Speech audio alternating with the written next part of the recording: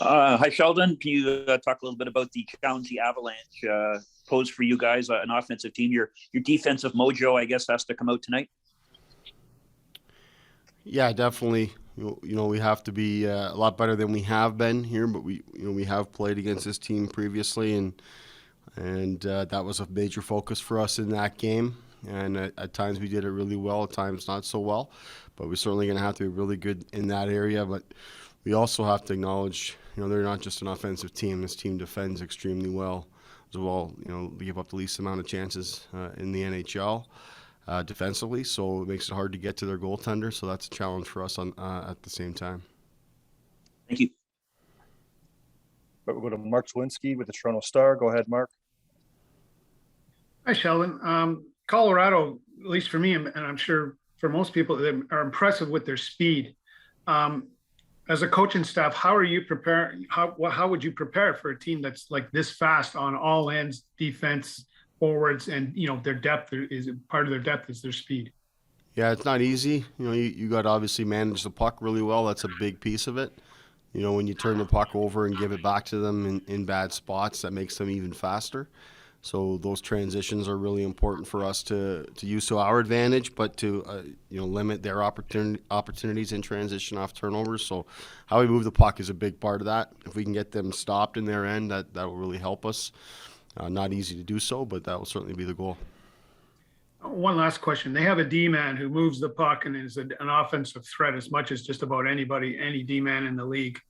Can you talk about just the importance of a D-man in today's game, and as the season moves forward, how much more important it is for the D to get involved, but also to remain defensively responsible? Yeah, it's really important. It's harder to score than ever, really, to get access to the net. And a 3-on-2 used to be a grade A scoring chance. Now you hardly get over the blue line, it seems, on 3-on-2s these days. But the ability to have that second wave to come into play, that's important offensively. We try to emphasize that as well. There's a lot of players that have the ability to do that. Not a lot of players on the defensive side have the ability to convert, and they certainly have that in Makar. But he's not the only one. They've got a lot of guys back there that are contributing offensively and do a good job. So again, just on us to be really responsible defensively, do our best to eliminate that. And when they do get their chances, we got to manage it as well as we can. Next, go to David Alter, Hockey News. Go ahead, David.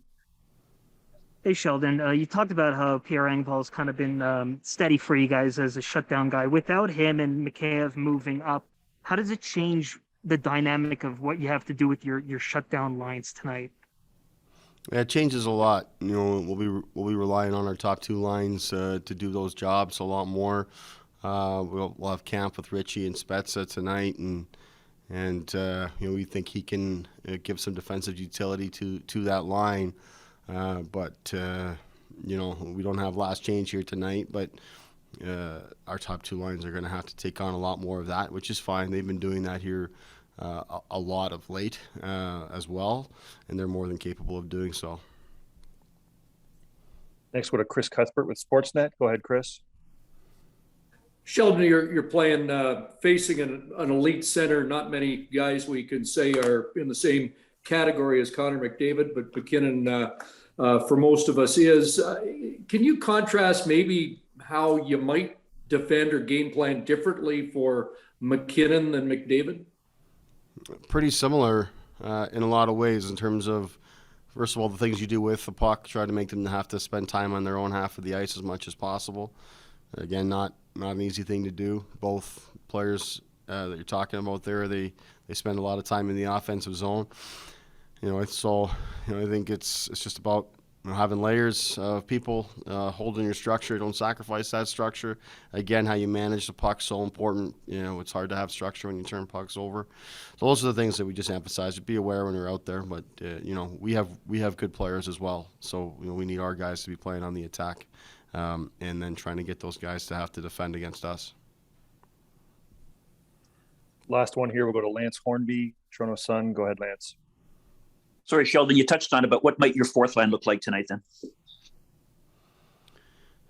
We got Clifford with Senny and Simmons. That group played together for us out in Edmonton. I thought did a really good job. So just put those guys back together.